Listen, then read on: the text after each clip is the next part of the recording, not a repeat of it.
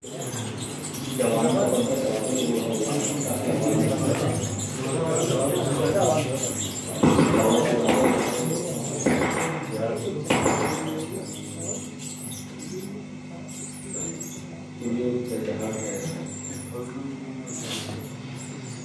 حول ولا قوة إلا بالله العلي العظيم. أعوذ بالله من الشيطان اللعين الرجيم. بسم الله الرحمن الرحيم. الحمد لله الذي لا يبلغ نزهته القائلون ولا يحصي نعماءه العادون ولا يؤديه حقه المستحقون. الذي لا يدركه بعد الهمم ولا يناله غوث الفتن. الذي ليس لصفته حد محدود ولا نعت موجود ولا وقت معدود ولا أجل ممدود. فطر الخلائق بقدرته ونشر الرياح برحمته وارتضى بالسطور ميدان عرضه. هو الذي إله كل شيء وخالق كل شيء وصانع كل شيء وعالم بكل شيء. هو الحي الذي يحيي كل حي وحي الذي يميت كل حي وحي الذي قبل كل حي وحي الذي بعد كل حي وحي الذي ليس كمثله حي. والصلاة والسلام على رسول الثقلين محبوب رب المشرقين والمغربين جد الحسن والحسين مولانا ومقتدانا أبي القاسم محمد وآل محمد وعلى الطيبين الطاهرين المعصومين المظلومين ولعنة الله على أعدائهم أجمعين من يومنا إلى قيام يوم الدين. أما بعد فقد قال المعصوم عليه الصلاة والسلام من عرف نفسه فقد عرف ربه.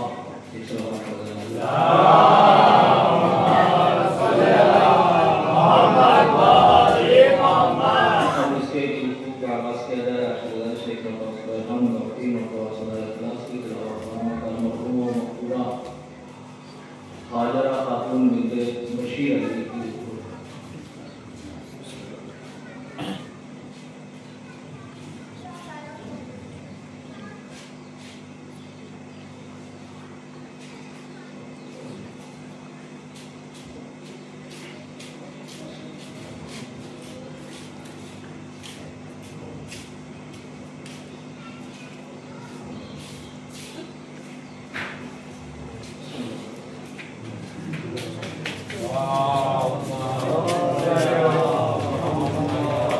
محمد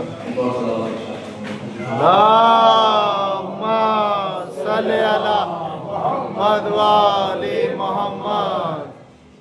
ظاہر ہے کہ مجلس اصحاب ثواب ہے، مجلس سوئے ہیں، اور جس حدیث مبارکہ کو میں نے اس آج کی مجلس کے لیے معین و مشخص کیا ہے، اور وہ حدیث بڑی مشہور و معروف ہے. میں نے کسی امام کا تذکرہ نہیں کیا بلکہ قال المعصوم، معصوم نے کہا، اس لیے کہ یہ حدیث رسالت مآب سے بھی ثابت ہوئی ہے اور امیر المومنین سے بھی ثابت ہوئی ہے. لہذا معصوم کے دائرے میں وہ شخصیات آ جاتی ہیں.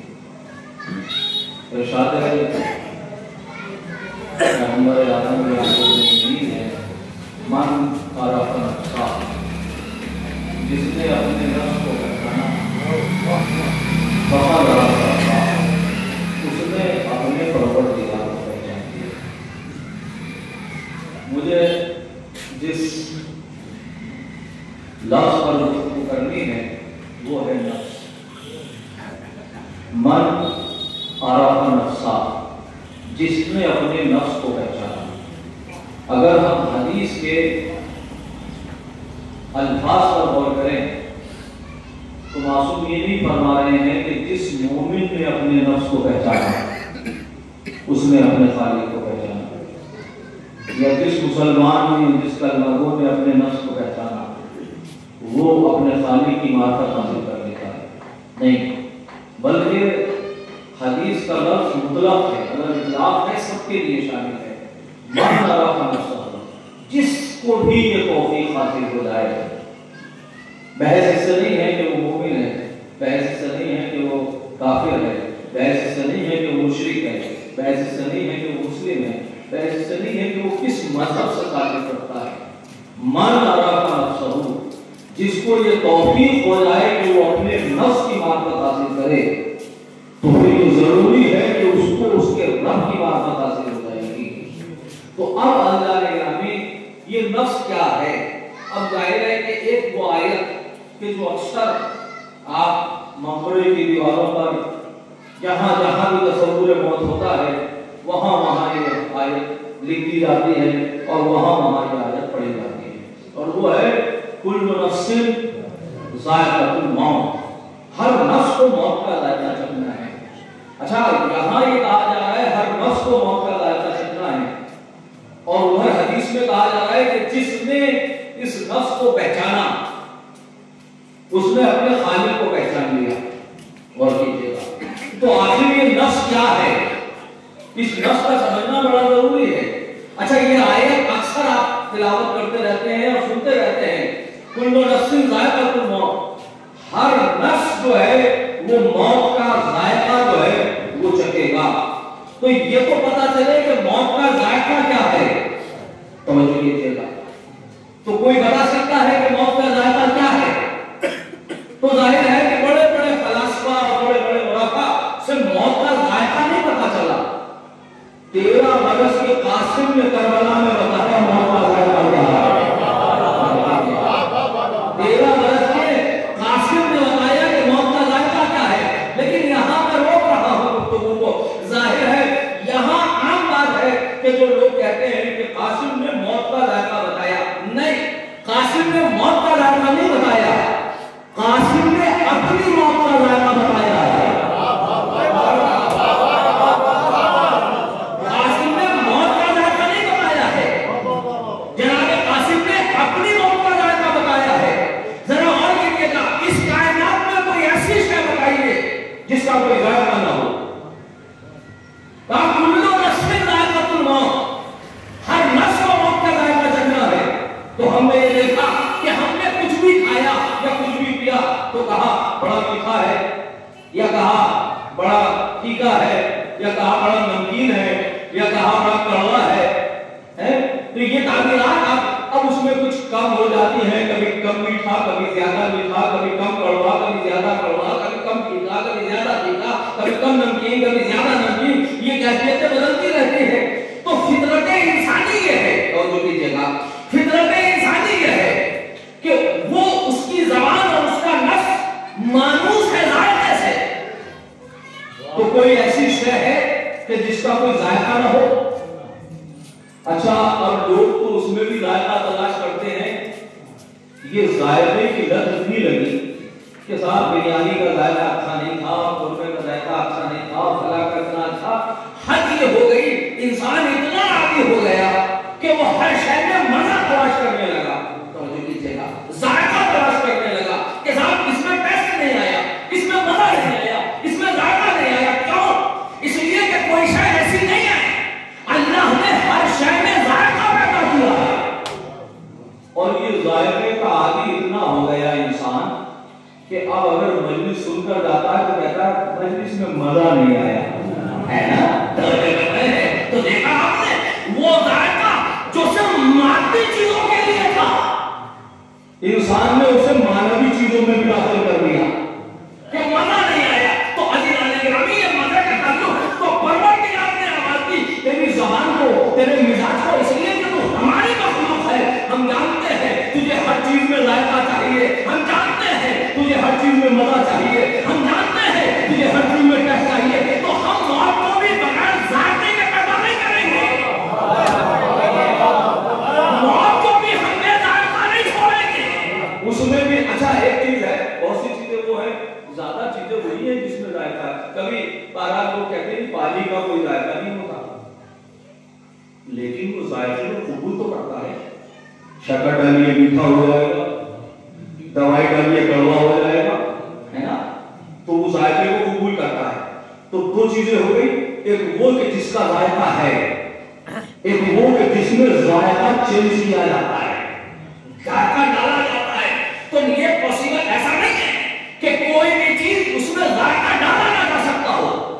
जगह में बहुत अहम है और ये फलसफी वैसे है कि जिसको मैं बहुत सादा लफ्जों में आप तक पहुंचाने की कोशिश कर रहा हूँ। तो आदिजाने ग्रामी परवरदिगार ने आवाज़ दी, ये इंसान हमारी मखलूक है, हम जानते हैं इसे हर चीज में जायका चाहिए, इसे के बगैर जायके के मजा ही नहीं आता।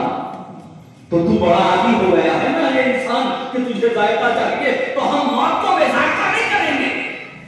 मौत भी जो है उसमें भी जायका होगा, मगर उसका जायका हम नहीं डालेंगे, उसमें जायका तुझे अपने अमल का डालना होगा। उसमें हम जायका नहीं डालेंगे, जायका तेरी जिम्मेदारी है कि तू जायका डाले, मगर चखाएंगे हम। जायका तुझे डालना होगा लेकिन उसे चखाएंगे हम। तू जायका कैसे डालेगा, ये कैसे पता चलेगा? ये उस वक्त पता चलेगा जब मलकुल मौत आएगा कि तूने कैसा जायका इसमें डाला है। तो पता ही चला कि इस जमीन पर जितने भी अफराद हैं, मौत के इतने ही जायके हैं। मौत का 2-4 जायके नहीं है, जितने नुफूसे इंसान हैं, जितने भी जमीन पर चलने वाले अफराद हैं, जितने अफराद इतने जायके, सबका जायका अलग है। मगर पता कैसे चलेगा? कहा ये तो तब पता चलेगा, अभी तो बना रहे हो, अभी तो जायका तुम पैदा कर रहे हो। हमने बगैर टेस्ट के, जैसे पानी को हमने बगैर टेस्ट के पैदा किया, बगैर जायके के पैदा किया और तुम्हें इख्तियार दिया इसे मीठा बनाकर पी जाओ, इसे कड़वा बनाकर पी जाओ। वैसे ही हम मौत को बेजायका बनाएंगे, लेकिन इसे बेजायका रहने नहीं देंगे। हम बेजायका हम जरूर करेंगे, लेकिन बेजायका रहने नहीं देंगे। ये तुम्हें इख्तियार देंगे कि उसमें जायका भरो। अब तुम कैसा जायका दोगे ये तुम जानो, लेकिन ये बात याद रहे, जब मलकुल मौत आएगा तो आने के बाद तुम्हें जायके का पता चलेगा। करबला की सरजमीन पर जनाबे 13 बरस के कासिम ने ये कहकर बताया, अहला मिना नस्ल, ये शहद से ज्यादा ये मौत का जायका नहीं बता रहे थे, ये पूरी हुसैनियत को, इंसानियत को पैगाम दे रहे थे कि जो हुसैन से मुतमस्सिक हो जाएगा उसमें मौत का जायका शहद से ज्यादा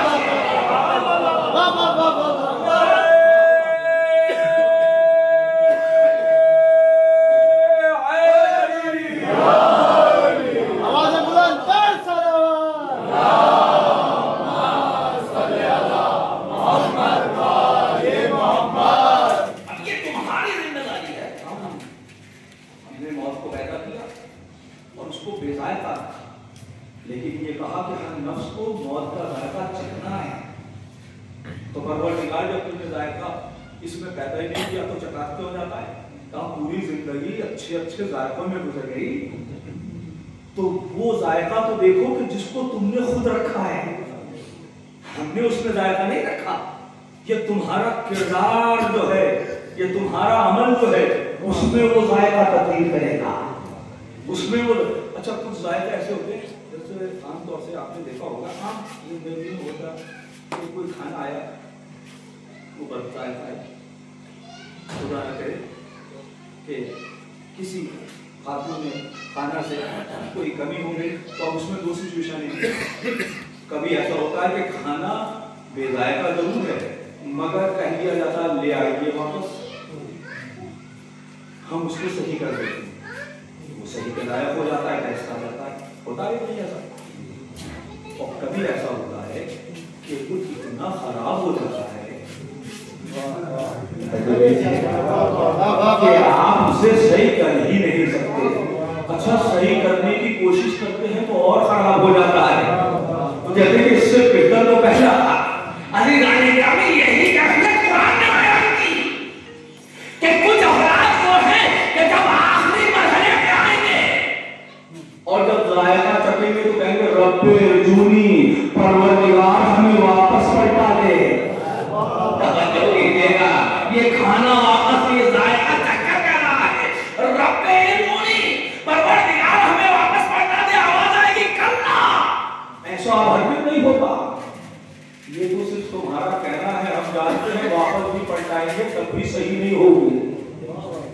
लेकिन हमने उसूल रखा, मैंने कहा परवरदिगार फिर भी हो सकता है किसी इंसान के जहन में ये बात आ जाए और वो पलट जाए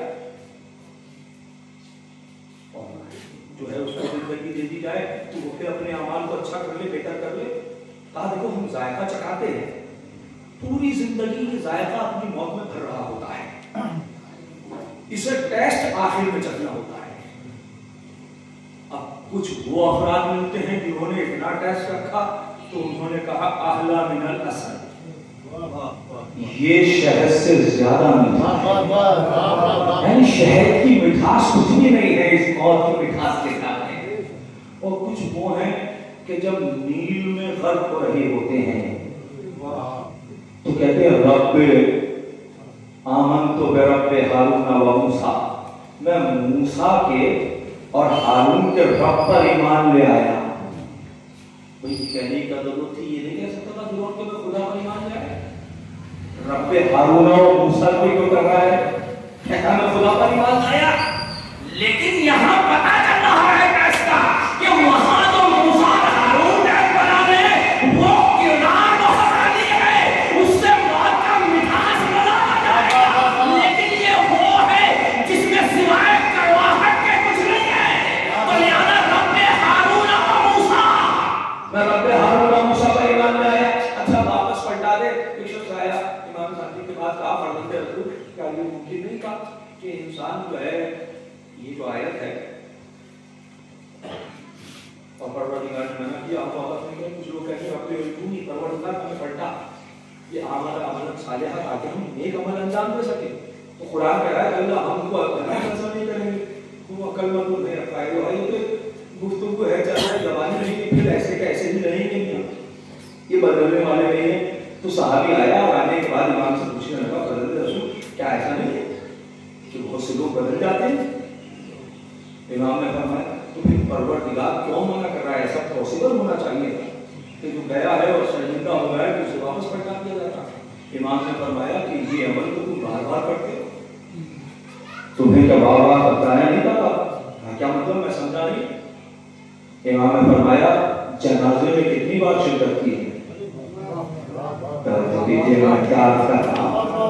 जनाजे में कितनी बार शिरकत, पूरा कब्रिस्तान भरा हुआ है, इतनी उम्र हो गई है, बचपन से जनाजे उठते हुए देख रहे हैं, कब्रिस्तान जा रहे हैं, दफन कर आ रहे हैं। तो इमाम ने कहा ये बताओ कि कितनी बार गए और कितनी मर्तबा वापस आए।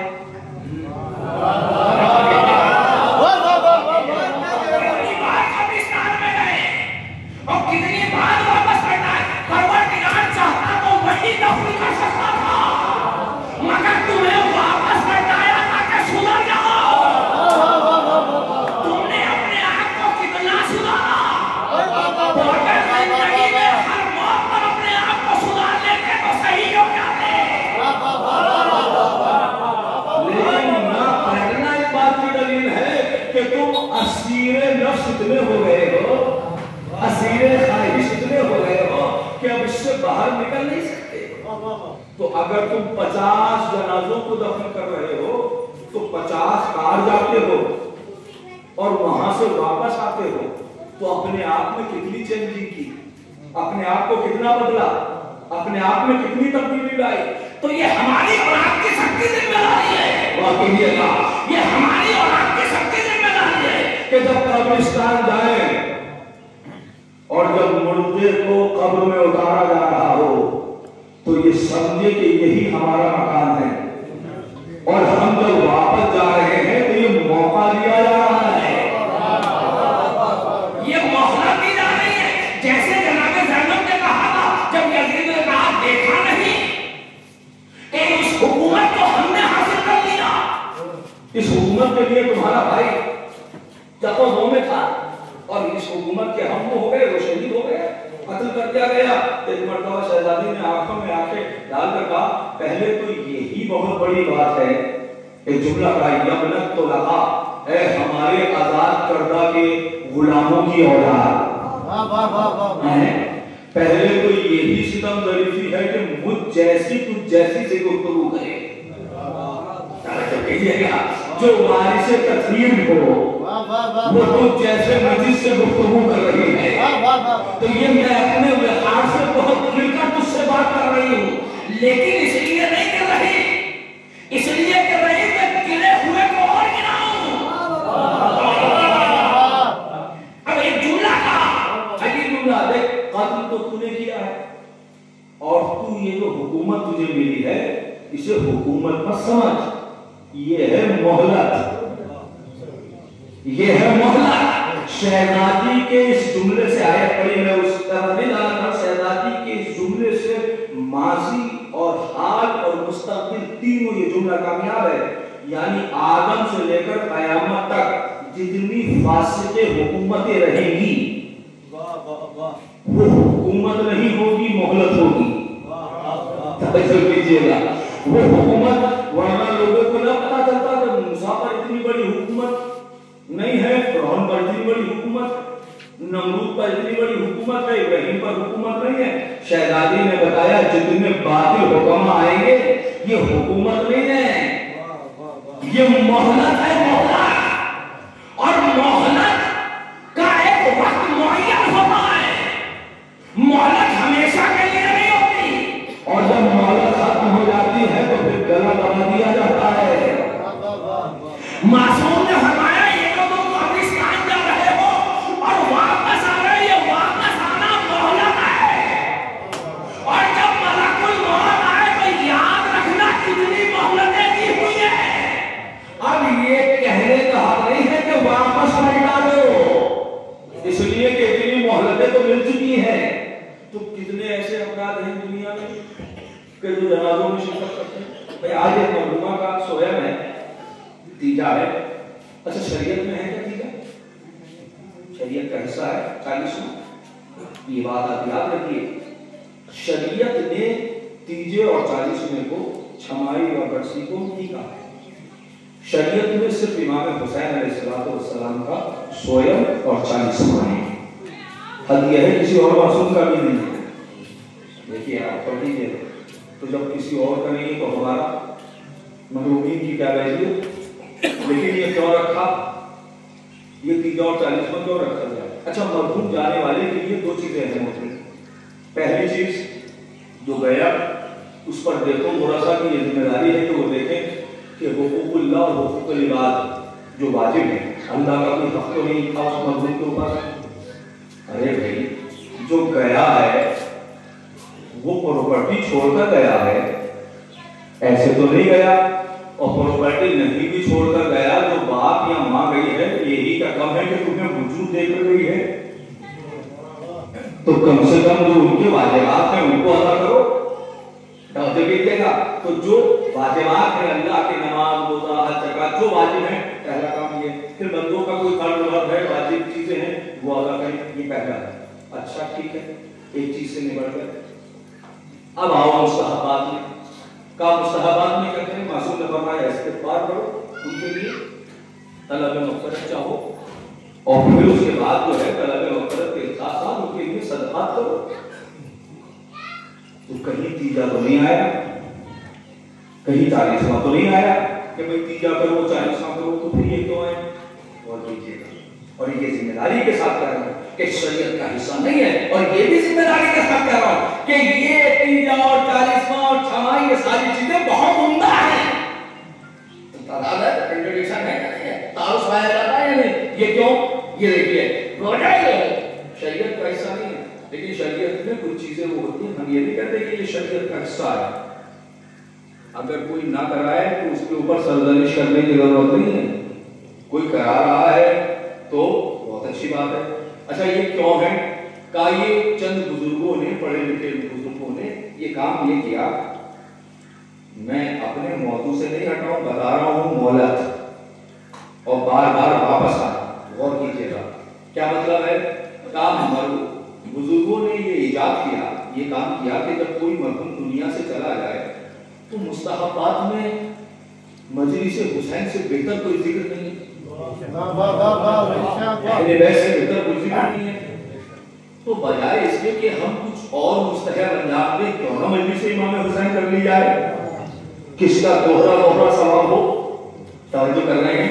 तो ये तो है खुद एक जिक्र जो मुस्तहब अज़मत रखता है।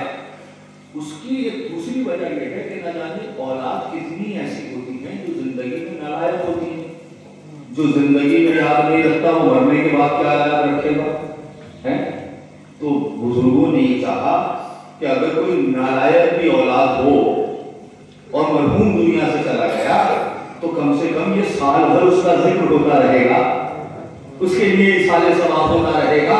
तो अगर वो नालायक सही तो मुआशरे का प्रेशर उसको तीजा करवाने पर, 40वां करवाने पर, छमाही बढ़ती करवाने पर मजबूर करेगा।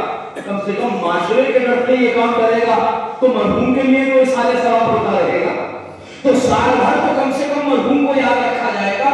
और सिर्फ ये उसके साथ एक फलसफा ये भी बुजुर्गों ने रखा कि ताकि सबके जहन में ये रहे कि आज उनका तीजा हो रहा है, कल हमारा भी तीजा हो रहा है।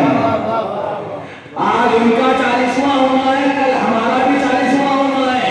तो आज उनका अगर छमाही है तो कल हमारी भी होनी है, आज उनकी बरसी है तो कल हमारी भी बरसी है। तो ताकि मौत याद रहे, माशरे में मौत याद रहेगी तो अमल कंट्रोल में रहेगा। जब अमल कंट्रोल रहेगा तो वो वादा याद रहेगा जो पाकिस्तान से वापस पलट के आए हैं, कि जिसको हम दफन कर आए हैं उसको हम भूल ना पाएंगे। इसलिए कि तीजा होगा, किसका तीजा? फला मरहुमा का, फला मरहुमा का तीजा है तो तीसरा दिन है। कहाँ दफन हुई? फला कब्रिस्तान में, फला नाम था, फला की वो एक बेटी थी, ये सबक था, ये वजह थी। तो मौत रहने आएगी और जबान से बेख्तियार निकल जाएगा। मौत का कुछ नहीं पता कब आ जाए है। और कभी किसी जवान की मौत सुनेंगे तो फिर वही कैफियत हो जाएगी। अच्छा, इसका मतलब ये है कि जरूरी नहीं है कि इंसान बुजुर्ग हो तभी दुनिया से जाए, बल्कि जवान भी दुनिया से चले जाते हैं, बच्चे भी दुनिया से चले जाते हैं। तो ये ज़हन में बार-बार जिक्र मौत को इसलिए बाकी रखा जाता है। तो बुजुर्गों ने ये बेहतरीन तरीका निकाला कि तीजा, 40वां, छमाही, बरसी तक कम से कम मरहूम के लिए बेहतरीन ज़ादे आखिरत भी रहे और जो जिंदा है उन्हें मौत भी याद रहे, ताकि जब मलकुल मौत आए तो अपने मौत के जायके को इतना बदमजा ना बनाए कि उन्हें ये कहना पड़े कि परवरदिगार वापस करना दे ताकि हम अमल कर सकें। एक सलावत पढ़िए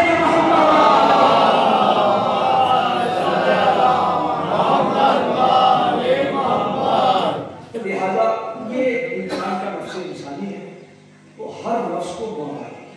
अब जरा मैं थोड़ा सा बात को सत्य उम्मीद से गलत कर रहा हूँ, आपकी तवज्जुहात मंजूर है। अच्छा, नफ्स कहते किसको है?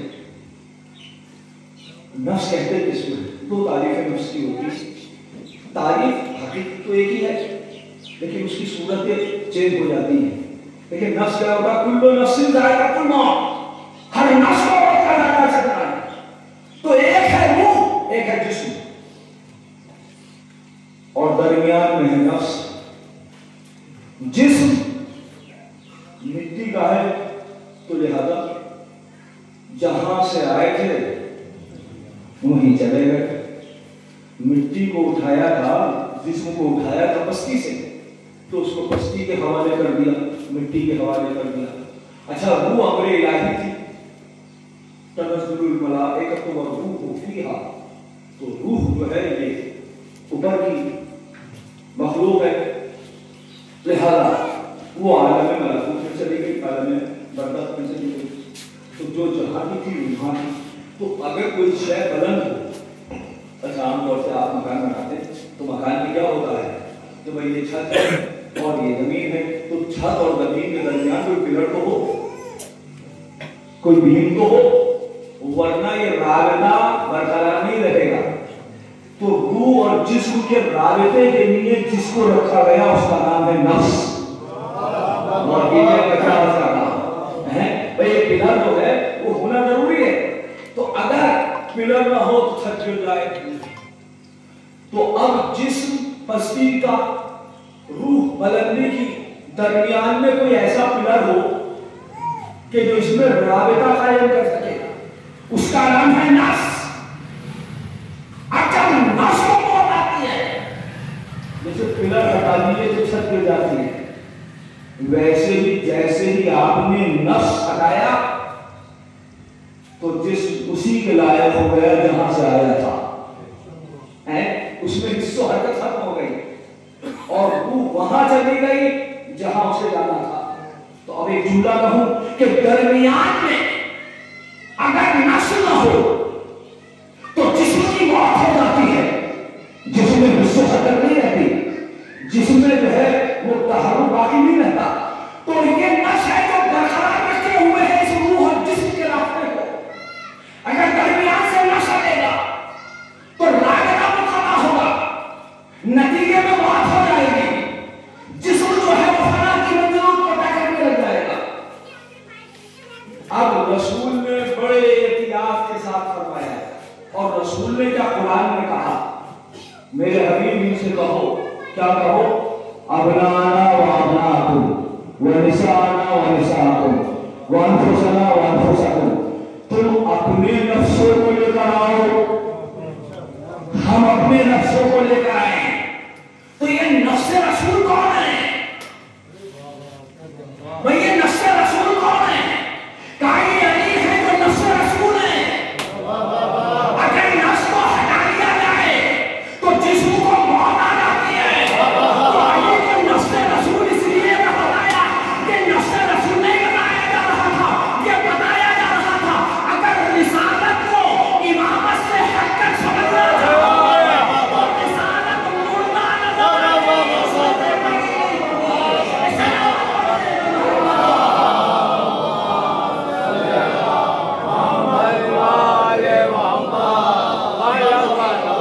نفس انسانی کو سمجھنے کی ضرورت ہے۔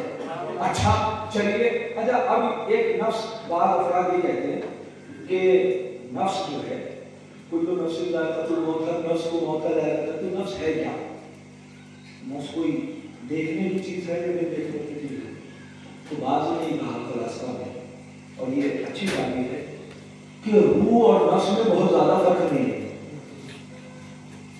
روح اور نفس میں بہت زیادہ فرق نہیں ہے۔ مطلب یعنی اگر نفس جسم کے اندر ہو، روح جسم کے اندر ہو، پیکر انسانی میں ہو، تو اسی کو نفس کہتے ہیں، اور اگر پیکر انسانی سے نکل جائے تو جو نکلی ہوئی چیز ہے اس کو نفس نہیں کہا جاتا، اس کو روح کہا جاتا ہے۔ تو چیز ایک ہے، اگر جسم میں ہو تو نفس، اور جسم سے نکل جائے تو روح۔ تو کیوں کہا؟ اس کی وجہ یہ ہے، اور کیجئے گا، ان النفس، نصیر الدین طوسی ہمارے بڑے اچھے فلاسفہ ساتھی صحیح اسی کے ہیں، وہ فرماتے ہیں ان النفس جسمانیت الحدوث و روحانیت البقاء۔ نفس کی خاصیت یہ ہے کہ جب وہ پیدا ہوتا ہے تو جسم کے ساتھ ہوتا ہے، لیکن باقی رہنے میں جسم کا محتاج نہیں ہے۔ اور کیجئے گا، بات کو ذرا سطح عمومی سے بلند کر رہا ہوں، کاش میری بات پہنچ جائے گی تو میرا مقصد حل ہو جائے گا، جس وجہ سے میں نے یہاں تک آپ کو لے کر آیا ہوں۔ ظاہر ہے اگر یہ سخت مسائل میں منبر پر بیان نہ کروں تو کہا جائے کہ بیان کروں، کوئی ایسا میدان ہے کہ جہاں پر یہ باتیں بیان ہو۔ کبھی کبھی لوگ علماء نوجوان خاص طور سے کہتے ہیں بڑی سخت مجلس تو بہت اچھی پڑھی مگر کیا پڑھی یہ نہیں پتا۔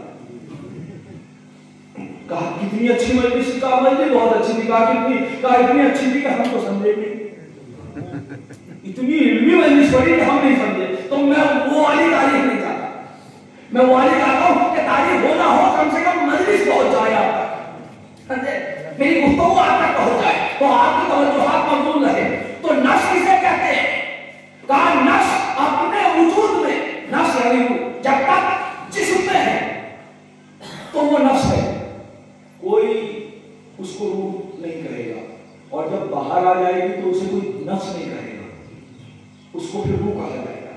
ٹھیک ہے، اب آپ مجھے بتائیے، تو تعریف کی گئی کہ یعنی روح اپنے وجود میں، پیدا ہونے میں محتاج ہے اس دنیا میں جسم کی، یعنی کوئی ایسا جسم ہو کہ جس میں ہو کر یہ پائی جائے، لیکن باقی رہنے میں جسم کی محتاج نہیں ہے۔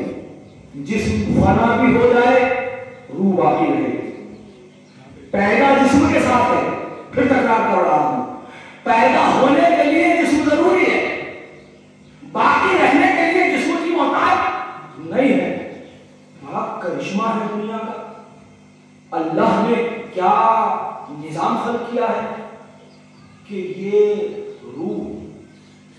یہ جو جسم میں چند سال، چند مہینوں یا چند برسے کے عرصے کے لیے انسان کے جسم میں پیدا ہو جاتی ہے، پھر اس کے بعد وہ فنا نہیں ہوتی.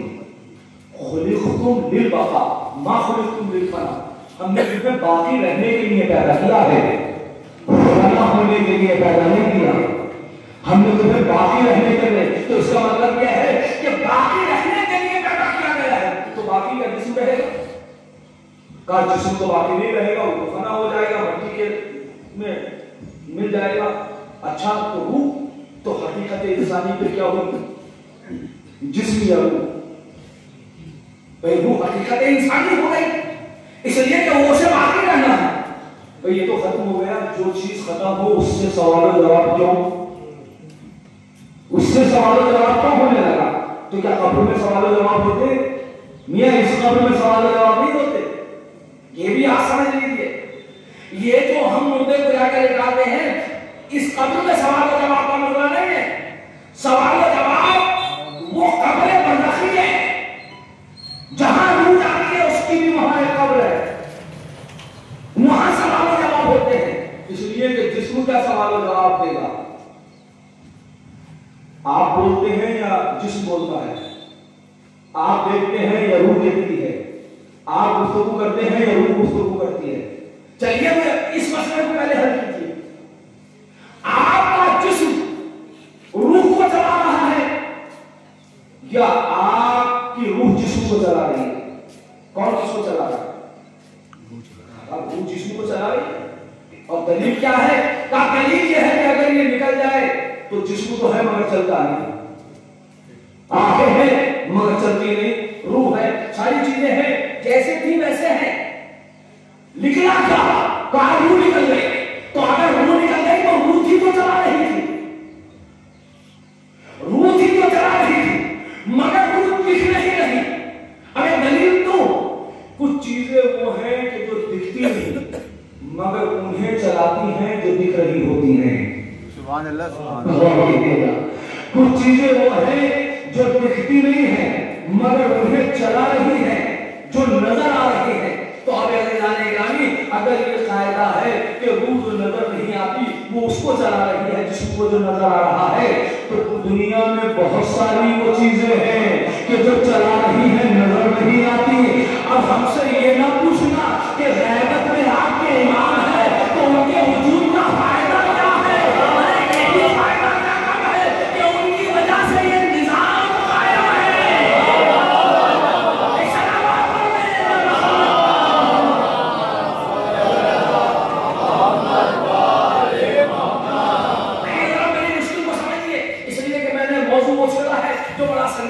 تو آپ کی توجہات موجود رہے، ذرا وہ چیزیں نہ آنی چاہیے جو میں نہیں چاہتا، اس لیے کہ وہ بات ضائع نہ ہو جائے کہ جو میں جہاں تک میں آپ کو لے جانا چاہتا ہوں. عزیزان گرامی، تو اب جسم کو روح چلا رہی ہے.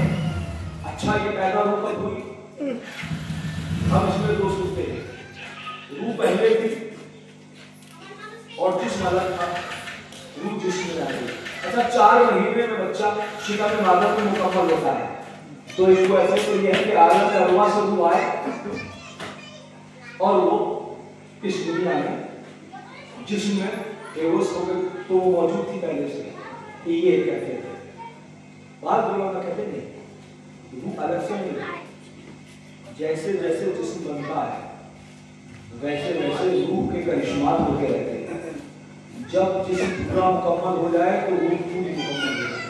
دونوں کی مثالیں کو تاکہ جوان ہو کے جنوں کی محفل رہ جائے. یہ مائک ہے، اسے چلا کر رہا ہے کرنٹ کا نظر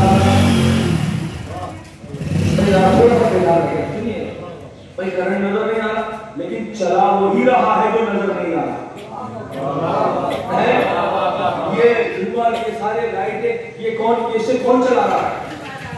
کرنٹ. تو کرنٹ نظر نہیں آ رہا مگر اس کے آثار نظر آ رہے ہیں. اگر وہ نہ ہو تو یہ نہ چلے. تو الیکٹریسٹی کرنٹ کے ذریعے سے یہ چل رہا ہے، تو کرنٹ الگ چیز ہے، یہ الگ چیز ہے، یہ کیفیت ہے. اچھا تو یہ والی کیفیت ہے کہ جو روح الگ ہے جسم الگ ہے. جب روح जिस्म के अंदर आ गई तो वह एक्टिव हो गया, निकल गई तो जैसे ये मुअत्तल हो जाता है वो भी मुअत्तल हो जाता है। ये बात है। अच्छा, अब इसकी दूसरी मिसाल सुनिए। कभी ऐसा होता है वो अफराद के जो चमन में कभी गए हो, आप देखते होंगे कि जब फूल खिलता है तो पहले कोपल से जो हल्की सी थोड़ी सी कलियां से निकलती हैं और वो फिर फटता है, फिर रफ्ते रफ्ते वो मुकम्मल होता है। ठीक है, मुझे ये बताइए कि फूल में खुशबू कब आती है? जो जाने गुल है भाई, इतना थक के आप सुनेंगे तो मेरे लिए बड़ा सख्त हो जाएगा। भाई जाने गुल है या खुशबू का मियाँ वो फूल ही क्या जिसमें खुशबू ना हो? वो तो कागज से फूल हुआ करते हैं। तो अगर फूल में खुशबू ना हो तो वो दीदनी देखने के तो लायक होते हैं, पास रखने के या सूंघने के लायक नहीं होते। तो अगर का रूह की मिसाल ऐसे ही है जैसे फूल में खुशबू, जैसे जैसे फूल जो है वो बढ़ता रहता है वैसे वैसे उसकी खुशबू साथ साथ चलती रहती है।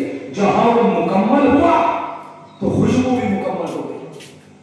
ये अलग से कोई खुशबू नहीं थी और फूल कोई अलग से नहीं था। ये नहीं कि खुशबू आई और उसमें पैवट हो गई, समझ कर रहे हैं, साथ साथ चल रही है। तो ये दोनों कैफियतें हैं, ये दोनों कैफियतें हैं। मुझे ये बताइए कि जिस्म के साथ रूह चल रही है, आती है, या जिस्म पहले तैयार होता है फिर अल्लाह रूह को भेजता है और डालता है? और कर रहा है। चलिए कोई सा भी नजरिया मान लीजिए, मगर बेहतर नजरिया उलमा ने, अगरचे उसमें पुरानी रिवायात दोनों और पुरानी सबके अपने अपनी दलीलें हैं, उससे बहस नहीं है, मगर इस पर सब मुत्तफिक हैं कि बगैर रूह के ये चल नहीं सकता। तवज्जो कीजिएगा, बगैर रूह के ये चल नहीं सकता। तो अगर रूह जिस्म के साथ पैदा हो या पहले बाद में आ जाए उससे कोई फर्क नहीं है, लेकिन जिस्म को चलाने का वसीला ये रूह है। अगर ये दरमियान से वसीला हटेगा तो जिस्म अपने मनाहिब को तय नहीं कर सकता। परवरदिगार ने इस कायनात की हरकत को बाकी रखने के लिए अहले बैत को वैसा ही वसीला बनाया है जो रूहे कायनात है, जो जाने कायनात है। इसीलिए लक़द है कुतुब आलम इम्कान, आलम इम्कान के कुतुब अहले बैत हैं। कुतुब आपने देखा होगा, चक्की का जो कील होती है उसको कुतुब बोलते हैं, तो पूरी चक्की उस पर तैयार हरकत करती है। वैसे ही अगर अहले बैत ना हो तो ये कायनात का निजाम चलेगा नहीं, ये कायनात आलम इम्कान की चक्की चलेगी नहीं। ये अलग बात है कि वसीला ये है, चलाने वाला वो है। तौहीद अपनी जगह बाकी है। अब एक जुमला कह रहा हूं, अभी शहजादी की विलादत गुजरी है, जनाबी ज़ैनब सल्लल्लाहु अलैहि की विलादत अभी जवानी अव्वल को गुजरी है और वाहिद के आने वाले अय्याम और अय्याम फातिमिया है। एक जुमला कह रहा हूं, ज़हनों में महफूज रखिएगा। आले मोहम्मद दुनिया में इसलिए आए कि खुदा पहचाना जाए। अब्बास और ज़ैनब इसलिए आए कि आले मोहम्मद पहचाना जाए।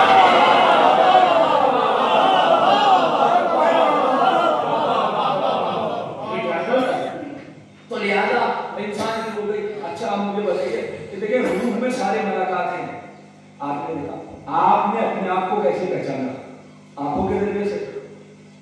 आप आंखों के मोहताज है ही नहीं, जब तक मोहताज है जब तक इस दुनिया में है। आपकी रूह को इन वसीलों की जरूरत नहीं है, इन वसीलों की जरूरत बिल्कुल नहीं है। जब तक इस दुनिया में है आपकी रूह मोहताज है जिस्म की। देखिए जब जिस्म से निकल गई तो अब उसे मोहताज ही नहीं है एक लम्हे की। उसकी मिसाल अल्लाह ने ख्वाब में दिखाई। मुझे बताइए, एक बच्चा उठा, नौजवान बच्चा, मुस्कुराता हुआ, हंसता हुआ, बाबा ने पूछा बेटा क्यों हंस रहे हो? कहा बाबा ख्वाब देखा। कि क्या देखा? बाबा बड़ा अच्छा ख्वाब था। कहा क्या मतलब देखा? बेटा कैसे देखा? आंखें तो बंद थी। بیٹا ہم تمہارے برابر میں بیٹھے تھے، آپ نے ہمیں تو دیکھا نہیں، یہ خواب میں آپ دادا کو کیسے دیکھ لیا، یہ خواب میں آپ نے ماموں کو کیسے دیکھ لیا، یہ خواب میں آپ نے ابا کو کیسے دیکھ لیا، یہ خواب میں فلاں کو کیسے دیکھ لیا، یہ کیسے سب کو دیکھنے کی بات ہے؟ ارے بابا میں نے صرف دیکھا نہیں، ان سے باتیں بھی کی بابا، ان کی باتیں سنی بھی۔ کہاں ہم یہاں پر بیٹھے ہوئے ٹھٹکے لگا رہے تھے، ہماری تو بات سن نہیں رہے تھے، ان کی باتیں کیسے سن رہے تھے؟ کہا بابا میں نے خواب دیکھا۔ تو کیا کسی باپ نے جھٹلایا کہ نہیں تم نے جو ہے سنا صحیح نہیں ہوگا، تم نے دیکھا نہیں ہوگا، تمہیں جو ہے وہ صحیح سے چلے؟ اچھا خواب جو نئے نئے بچے ہوتے ہیں ان کو خواب زیادہ آتے ہیں، تو زندگی میں آتے ہی رہتے ہیں، لیکن مجھے بتائیے کبھی کبھی کچھ خواب ایسے ہوتے ہیں کہ جو اس جسم کے ساتھ پاسبل نہیں ہے۔ میں کبھی بچپن میں اپنی بات بتا رہا ہوں، بچپن میں اس طرح سے خواب دیکھتا تھا کہ بہت ساری بلڈنگیں عمارتیں بنی ہوئی ہیں اور بڑے بڑے فاصلے ہیں، ایک بلڈنگ یہاں، ایک بلڈنگ وہاں، ایک بلڈنگ وہاں، اور میں ایک بلڈنگ سے دوسری بلڈنگ پہ کود رہا ہوں۔ کیا میں اس جسم کے ساتھ کود سکتا ہوں؟ لیکن میں نے عالم خواب نہیں خود دیکھا، اس لیے کہ جو بات میں دیکھ رہا ہوں وہ تو بتا، آپ نے کیا کیا دیکھا ہو مجھے بتا نہیں، آپ کون سے پہاڑ پہ آئے ہو، کون سے آسمان سے ایلین کی شکل میں اترے ہو، وہ آپ جانے، لیکن میں تو اپنی بات بتا رہا ہوں۔ تو خواب میں وہ چیزیں پاسبل ہوتی ہیں کہ جو یہ زندگی میں عملی طور سے اس جسم کے ساتھ پاسبل نہیں ہے۔ تو یہ خواب میں جس وقت آپ دیکھ رہے تھے آنکھوں کے محتاج نہیں تھے، جس وقت آپ سن رہے تھے کانوں کے محتاج نہیں تھے، جس وقت آپ چل رہے تھے پیروں کے محتاج نہیں تھے، جس وقت آپ کھا رہے تھے جو ہے وہ زبان کے محتاج نہیں تھے، دانتوں کے محتاج نہیں تھے، تو سارے کام کر رہے تھے، مگر آپ کا جسم صحیح تھا۔ تو بغیر کہ آپ نے آواز دی کہ جب تم انسان ہو کر اپنی پراپرٹی کے محتاج نہیں ہو تو ہم خالق ہو کر ان آنکھوں کانوں کے محتاج کیسے ہو سکتے ہیں؟ اپنے ذریعے سے ہمیں پہچانو اور دیکھو ہم اپنے نمونے بھیج رہے ہیں، اچھا ہم محتاج نہیں ہیں۔ اور صرف یہی بات نہیں ہے، یہی وجہ ہے جو قبروں میں اتار کر کہتا ہے اسماعیل خان سن اور سمجھ، تو بھائی وہ کیا مٹی میں پڑا ہوا انسان کیا سنے گا اور سمجھے گا، لیکن روح ساتھ ساتھ چل رہی ہوتی ہے جب تک قبر کا ساتھ ہوتا ہے۔ اب یہ قبر کیوں بنائی جاتی ہے کسی اور موقع پر بیان کروں گا کہ جب روح کی قبر اور ہے تو پھر یہ قبر کیوں ہے، یہ ایک الگ موضوع ہے، لیکن جب تک جسم ساتھ ساتھ ہے روح اس کے ساتھ ساتھ چلتی رہے۔ اب جب روح، اچھا مجھے بتائیے اگر آپ جس گھر میں رہے ہو قسم بڑی بہت پیسہ ہے سب کچھ ہے، آپ کے پاس اتنے گھر ہیں یہ گھر بیچ دیجیے، تو آپ کیوں نہیں دیے بھائی یار اتنا پیسہ تو غریب رہ لے گا، کچھ پیسوں میں پیسے دے دیجیے، آپ ایک بھی کہا نہیں وہ میرے دادا کا گھر ہے، تو دادا کا گھر ٹھیک ہے، آپ تو امریکہ رہ رہے ہیں، دادا کا گھر بھی اور میں اس گھر میں پیدا ہوا اور مجھے اس گھر سے بڑی محبت ہے۔ یہ محبت کیوں ہوئی؟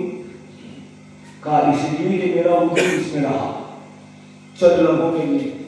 تو اگر گھر سے محبت ہوگی تو کیا روح کو جسم سے محبت نہیں ہوگی؟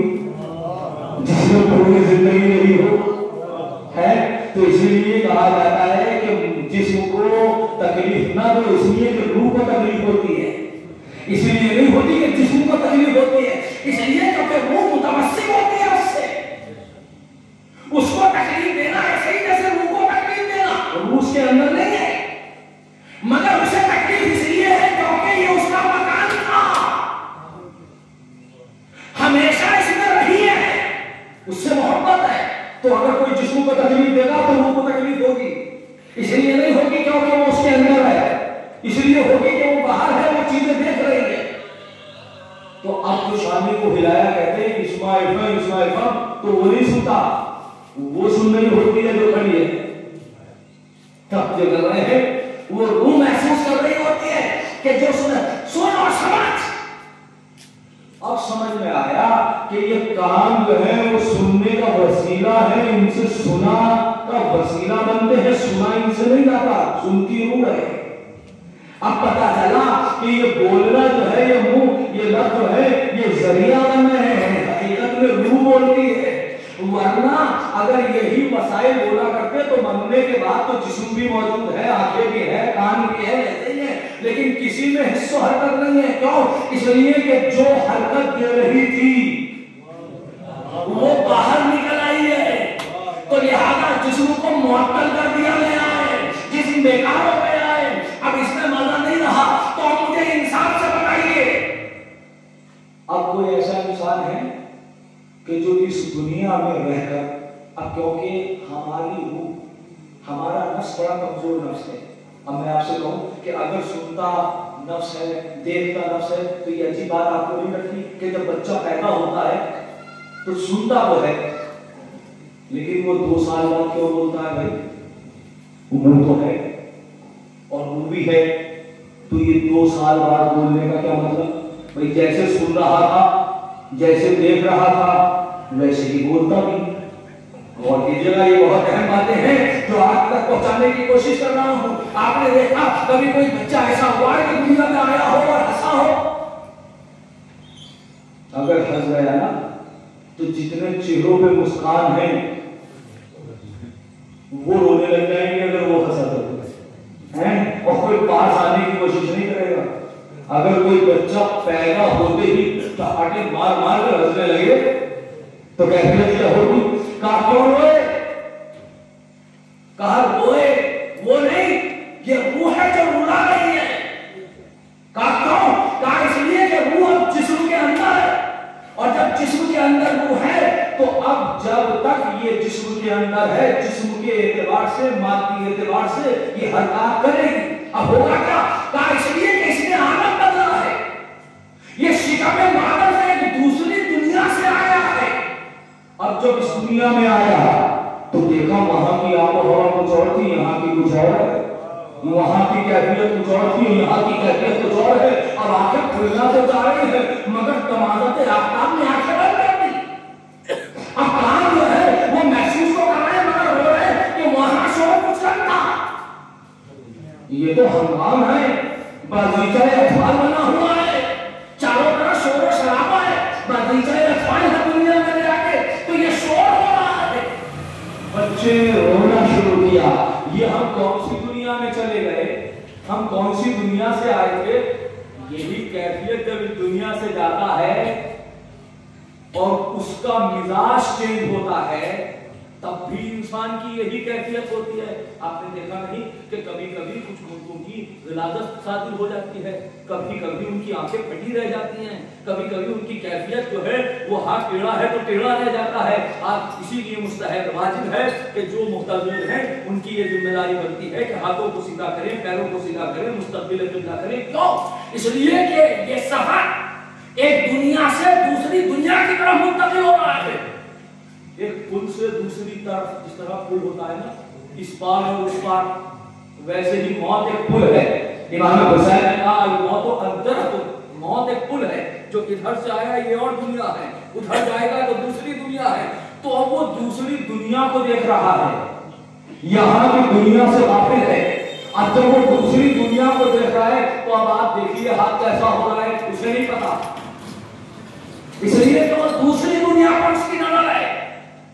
यही कैफियत का बच्चा आता है तो आने के बाद गिरिया करता है, अच्छा सुनने लगा, परवरदिगार अब ये दुनिया में आया, सुन भी रहा है, देख भी रहा है, बोलने के लिए वक्त क्यों चाहिए? क्या इसमें भी जिस्म का मोहताज है? अरे ये जिस्म को मजबूर कर रहा है देखने पर, बोलने में इतना लेट क्यों? कहा इसलिए खुलकल इंसान ज़ईफ़ा, हमने इंसान को कमजोर पैदा किया है। अब आपकी तवज्जो यहाँ मैं लेना चाह रहा था कि जहाँ पर मरहला फिक्र मुअय्यन है, तो कहा इसलिए ये बहुत देर से बोलेगा, कभी 1 साल का, कभी 1.5 साल का, कभी 2 साल का, कभी वक्त भी लग सकता है, कभी ऐसा भी हो सकता है बिल्कुल ना बोले। ये मसले आलम तकवीन के हैं, किसी और मौके पर तफसीलात बयान करूंगा, मगर इतना तो समझ में आया खुलकल इंसान ज़ईफ़ा, हमने नफ्स इंसानी को कमजोर बनाया है। अब जैसा जैसा वक्त लगेगा ये नफ्स मजबूत होता जाएगा, जैसे जैसे नफ्स मजबूत होता जाएगा हम उनकी कुव्वतों को बढ़ाते चले जाएंगे, जैसे जैसे जो है वो जिस्म में ताकत आती जाएगी, रूह की कुव्वत भी बढ़ती चली जाएगी। इसलिए कि ये इंसान कमजोर है, लेकिन जिसका नफ्स कमजोर नहीं हो,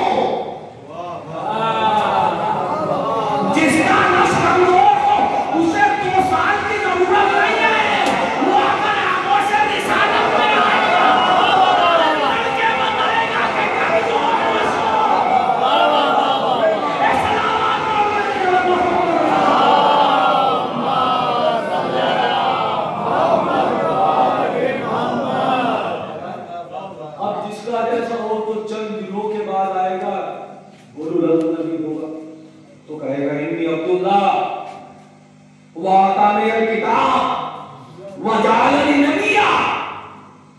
میں نے کہا عیسیٰ کم سے کم 1 سال کے 2 سال کے ہو جاتے تو بولتے. کہا وہ اور نفس ہیں جو ضعیف ہوتے ہیں, جسموں کے محتاج ہیں, کہ جسم ذرا بڑا ہو تاکہ نفس کی قوت بڑھ جائے. اس لیے کہ یہاں نفس محتاج ہے جسم کا, جب تک جسم کے اندر ہے تو جسم کی کچھ قوتیں بڑھیں گی تو نفس میں قوت پیدا ہوگی. لیکن ہم تو وہاں سے آئے ہیں, ہم محتاج نہیں ہیں, ہمارے نفس میں وہ قوت ہے کہ ہم جسم کے محتاج نہیں ہیں. انی عبداللہ وآتانی الکتاب وجعلنی نبیا. عیسیٰ نے کہا اللہ نے مجھے اپنا بندہ بنایا ہے, اپنا نبی بنایا ہے, میں کتاب لے کر آیا ہوں, ابھی آغوش میں ہے کتاب لے کر آیا ہوں. تو یہ اولو نبی تھے, لیکن جو فخر عیسیٰ ہے وہ تیسرے دن آغوش رسالت میں آئے. آنے کے بعد کہا یا رسول اللہ کیا چاہتے ہیں, قرآن چاہتے ہیں تو قرآن پڑھو, قرآن چاہتے ہیں تو قرآن پڑھو, انجیل چاہتے ہیں تو انجیل پڑھو, زبیر کہتے ہیں تو زبور پڑھو. ساری کتابیں پڑھنے کے بعد کہا عیسیٰ علی تم نے زبور ایسے پڑھی جیسے صاحب زبور پڑھتا ہے, توریت ایسی پڑھی جیسے صاحب توریت پڑھتا ہے, زبور ایسے پڑھی جیسے صاحب زبور پڑھتا ہے, قرآن ایسے پڑھا جیسے میں پڑھتا ہوں.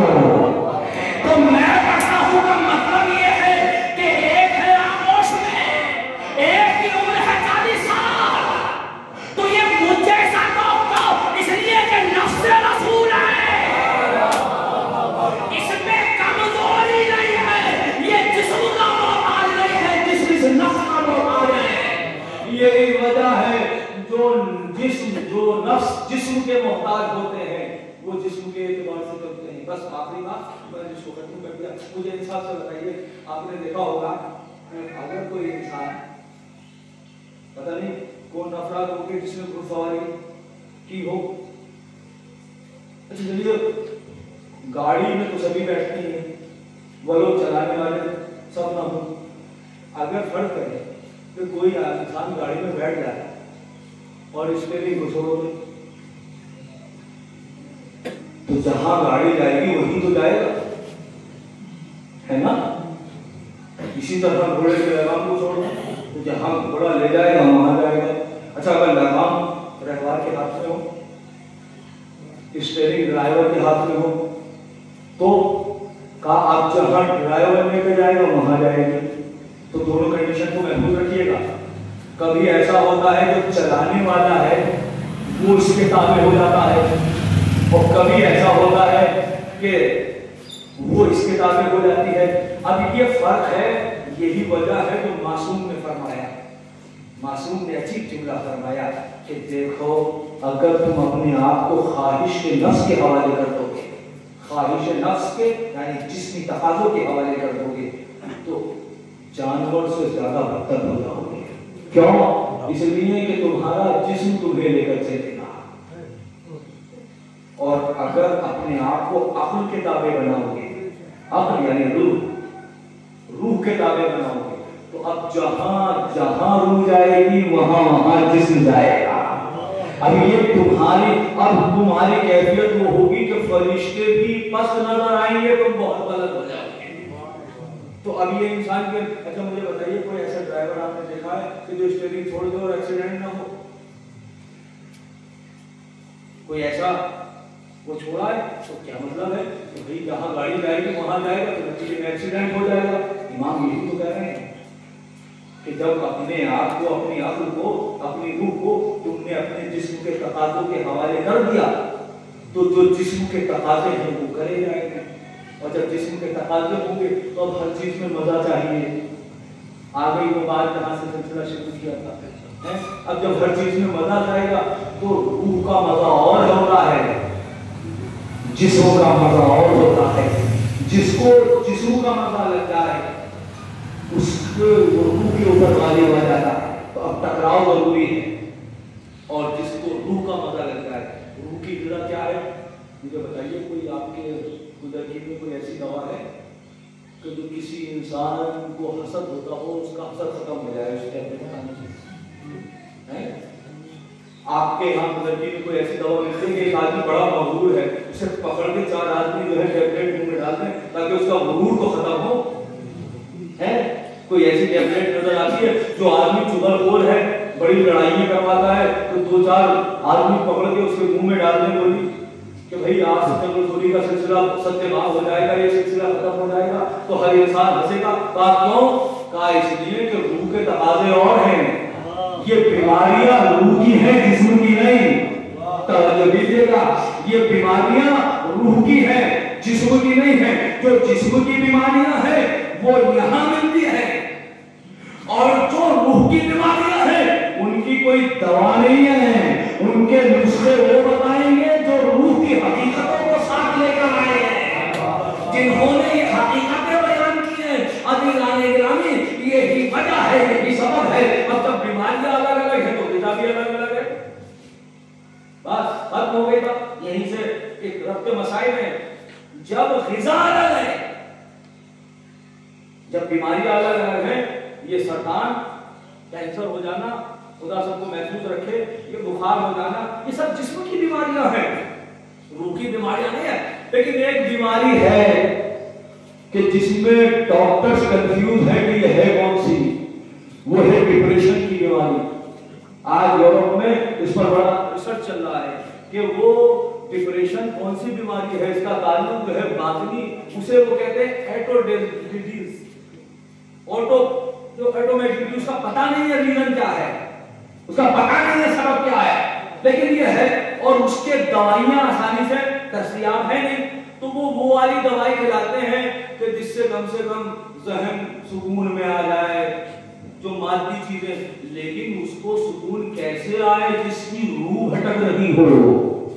इसीलिए कुरान ने नुस्खा दिया, अला बिज़िक्रिल्लाह तत्मइन्नुल कुलूब, याद रखे कि जिक्र इलाही से दिलों को सुकून मिलता है।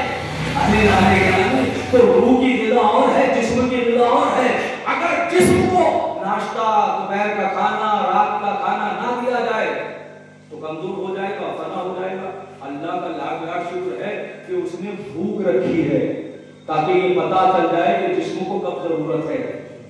वैसे ही जब रूह बीमार होती है तो उसके लिए सवाल आते हैं, टेंशन आती हैं, दिक्कतें आती हैं, ज़हनों में सवाल उभरते हैं। तो ये समझ लो कि रूह बहुत प्यासी है, इसको जिक्र की जरूरत है, इसको इल्म की जरूरत है।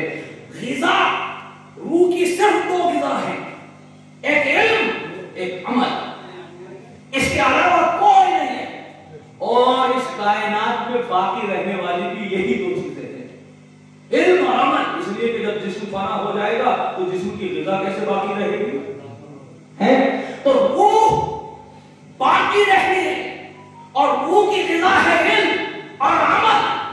यही वजह है कि अल्लाह ने आखिरत का निजाम इल्म और अमल के ऊपर रखा है। इल्म का नाम अकीदा है और अमल का नाम हुलूए दीन है। इस सलावत पढ़े मोहम्मद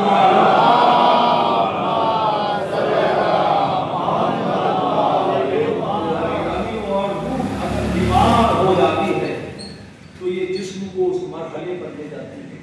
कुछ हस्तियां वो हैं कि जो इस दुनिया में रहने के बाद जो जिस्म के मुताकाजी नहीं है, तो वो कुछ नफ्स वो थे कि जो मेराज की बुलंदी पर ले गए। इस जिस्म को कौन लेकर गया? ये नफ्स इंसानी की, ये नफ्स मुस्तफा की कुव्वत थी कि जो उसको ऊपर ले गई। और यही इंसान है कि जिसकी कैफियत यह है कि इंसान पस्ती की तरफ चला लगा है। कुरान कहता है उलाइका कल अनाम, उनकी मिसाल जानवरों जैसी है, बल हुम अज़ल, बल्कि वो उनसे भी बदतर हो गए हैं। इसलिए कि उन्होंने न जिस्म के तकाज़ों को पूरा किया, न रूह के तकाज़ों को पूरा किया। ये हमारी अमानत थी कि जो हमने इंसान को दी थी, इस अमानत को पामाल कर दिया। जबकि हमने ऐसे ऐसे अमीन भेजे थे कि जो खंजरों के नीचे भी जो है वो जिक्र खुदा कर रहे थे। वो नफ्से इंसानी अज़ीज़ान-ए-गिरामी तारीख़ आले मोहम्मद में यही वजह है कि ये नुफूस कुद्सिया इतने ज़्यादा कवि थे, इतने ज़्यादा कवि थे कि जिस्म के मोहताज नहीं थे, जिस्म के मोहताज नहीं थे। लेकिन हाँ, जब तक नफ्स इंसानी पैकर इंसानी में मौजूद है, जब तक कुछ तकाज़े बशरियत बाकी रहेंगे। یہی وجہ ہے کہ تاریخ میں آپ نے دیکھا کسی کو آپ نے اس طرح سے نہیں دیکھا. تاریخ آل محمد میں یہ عجیب بات ہے. شہزادی کی ابھی ولادت گزری ہے اور ثانیہ زہرا کی ولادت گزری ہے اور شہزادی کی شہادت قریب ہے. عزیزان گرامی آل محمد میں بیٹھ کر نماز پڑھنا کسی قیامت سے کم نہیں ہے. آل محمد میں بیٹھ کر نماز نہیں پڑھتے. کیوں؟ اس لیے کہ نفوس اتنے قوی ہیں کہ وہ جسم کے محتاج نہیں ہیں. وہ جسم کو مجبور کرتے ہیں کھڑے ہو کر نماز پڑھنے پر. لیکن ہاں جب تک اس دنیا میں ہے اس کی ایک سرحد ہے, تقاضۂ بشریت بھی ہے. نماز کوشش یہ رہتی ہے کہ کھڑے ہو کر پڑھی جائے, جیسے اس نے حکم دیا ہے ویسے ادا کیا جائے. تو صحیح شہزادی نے پسلیوں پہ ہاتھ رکھ کر نماز ذکر الہی کو ادا کیا ہے. تاریخ میں خنجر کے نیچے نماز حسین پڑھ رہے ہیں لیکن یہ ذکر الہی جاری ہے. شہزادی فاطمہ زہرا کی کیفیت یہ ہے کہ دیوار کا سہارا لیتی ہیں, ایک ہاتھ سے دیوار کا سہارا لیتی ہیں, دوسری ہاتھ سے تصویر کو رکھتی ہے اور ذکر الہی کو باقی رکھتی ہیں. عزیزوں یہ ذکر الہی کو نہیں چھوڑتی. حل یہ ہے, کیفیت یہ ہے, سچویشن یہ ہے, حالت یہ ہے کہ جب اہل حرم کربلا سے کوفہ اور کوفہ سے شام تک آئے ہیں تو زینب نے کبھی بیٹھ کر نماز نہیں پڑھی, مگر ہاں جب غیر خانے کی مصیبت آئی تو ایک مرتبہ سید سجاد نے کیا دیکھا کہ بھوڑی اماں ہے جو بیٹھ کر نماز پڑھ رہی ہے. ایک مرتبہ ہاتھوں کو جوڑ کر فرمایا, اے بھوڑی اماں میں نے کبھی آپ کو بیٹھ کر نماز پڑھتے ہوئے نہیں دیکھا. آپ نے دیکھا کہ آل محمد کی کیفیت کیا ہے. آل محمد اگر بیٹھ کر نماز پڑھ رہے ہو تو یہ قیامت کی منظر ہوتی ہے. پوری کربلا گزر گئی, زینب نے بیٹھ کر نماز نہیں پڑھی. کوفہ گزر گیا, زینب نے بیٹھ کر نماز نہیں پڑھی. شام کے مناظر کو طے کر لیا, زینب نے بیٹھ کر نماز نہیں پڑھی. اللہ اللہ یہ کیسی مصیبتیں زینب کے سامنے پڑ گئی. زینب نے جو جوان اپنے ہاتھوں کے پروردہ علی اکبر کو 18 سال کے قریب جوان کے لاشے کو دیکھا ہے لیکن زینب نے بیٹھ کر نماز نہیں پڑھی. زینب نے نشے میں جا کر اپنے بھائی کے جنازے کو دیکھا ہے اور ایک جملہ کہا ہے, انت اخی حسین, کیا تو ہی میرا بھائی حسین ہے. اور ایک مرتبہ مدینے کا روڈ کے آواز دیتی ہے, یا جدہ صلی علیہ ملک السمان, اے نانا آپ پر فرشتوں نے نماز پڑھی ہے. حاضر حسین مرمل الدماء, یہ میرا حسین ہے کہ جو خاک خون میں غلطہ ہے, مقبول عادت من الرفا جسے پسے پر ذبح کر دیا گیا ہے, مسلول الامامت والردا جس کے امامے اور ردے کو چھین لیا گیا ہے. عزیز زینب فریاد کر رہی تھی مگر زینب نے بیٹھ کر نماز نہیں پڑھی. لیکن جب شام غریبہ کی منزل آئی تو ایک مرتبہ زینب کی کیفیت یہ ہو گئی کہ ایک مرتبہ بیٹھ کر نماز کو ادا کر رہی ہے. سید سجاد نے پوچھا, اے پھوپھی اماں آخر بیٹھ کر نماز پڑھنے کا سبب کیا ہے. آواز ہوئی, اے پھوپھی, اے میرے لال سید سجاد, اور یہ کچھ بھی غذا اور کچھ بھی پانی آتا ہے میں اپنے حصے کا بچوں کو کھلا دیتی ہوں. زینب میں اب اتنی طاقت نہ رہی.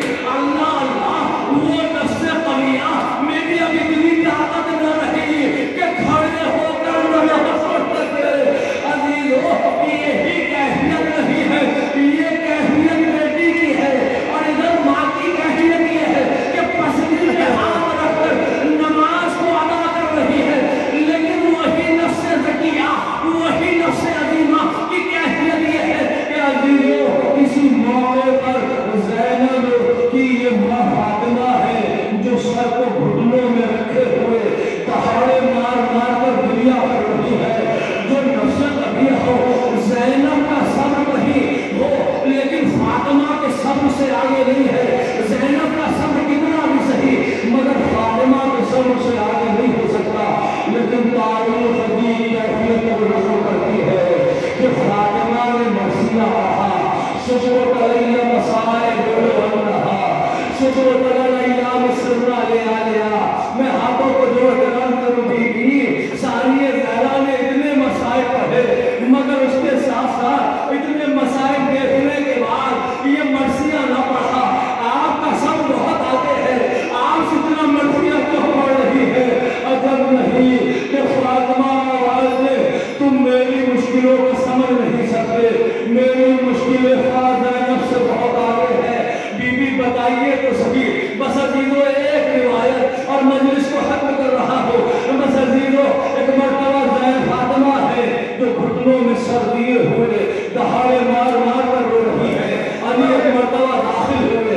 دیکھا کہ فاطمہ گریا کر رہی ہے، قریب آئے، اے بنت مصطفیٰ تمہارا رونا علی کو برداشت نہیں ہے، اے بنت مصطفیٰ اس طرح سے کرو سے گریا نہ کرو، میں جانتا ہوں تمہیں بابا یاد آ رہے ہیں، میں جانتا ہوں کہ تمہاری بصیرت شکستہ ہو گئی ہے، میں جانتا ہوں کہ حسنین شریفین ابھی چھوٹے ہیں، تمہاری طبیعت صحیح نہیں ہے، لیکن گریا ایسے نہ کرو۔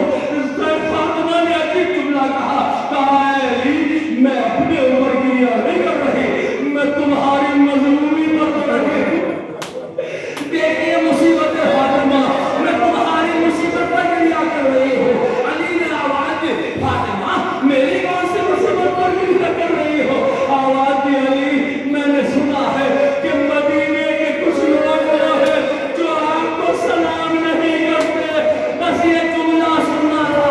آواز دی اے فاطمہ اب مصیبت یہ آ گئی، علی بھی مجھ کو سلام کرے تو جواب سلام نہیں آتا، اور اے فاطمہ کی مصیبت علی کی مصیبت فاطمہ کی مصیبت ہے، فاطمہ کی مصیبت فاطمہ کی مصیبت، اور صرف یہی نہیں حسین و زینب کی مصیبت فاطمہ کی مصیبت ہے۔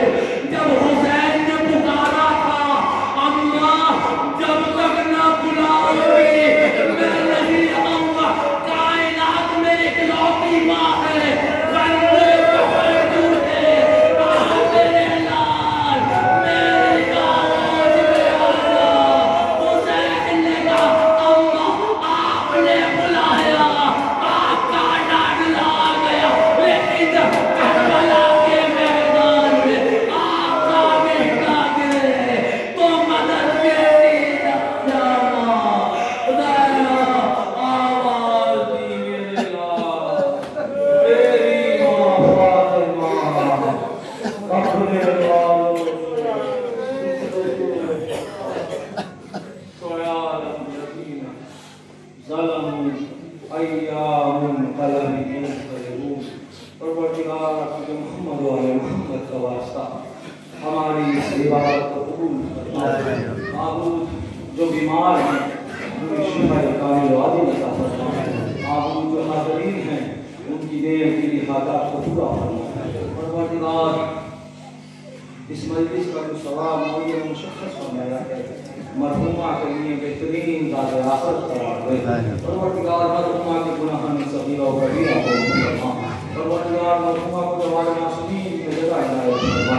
معبود وہ رضا کو توفیق دے کہ مرحومہ کے جو بھی حقوق ہیں ان کو بہتر طریقے سے ان کے ذات آخرت کے لیے تاکہ وہ بہترین ذریعہ ہو سکے۔ پروردگار ہمارے جہاں بھی مومنین کرام ہیں ان کی عزت و ناموس کی حفاظت فرما، پروردگار ذات عالیہ اور مقامات مقدسہ کی حفاظت فرما، علماء کرام اور مرات اکرام حقا کا سایہ تازہ پورے امام زمانہ ہمارے سر پر قائم ہے، اور ہماری سب سے اہم یہی ہے کہ امام زمانہ کے ظہور میں قابل فرما اور ہم کو ان کے ناصر و مددگار میں شمار کرنا۔ ربنا تقبل منا انک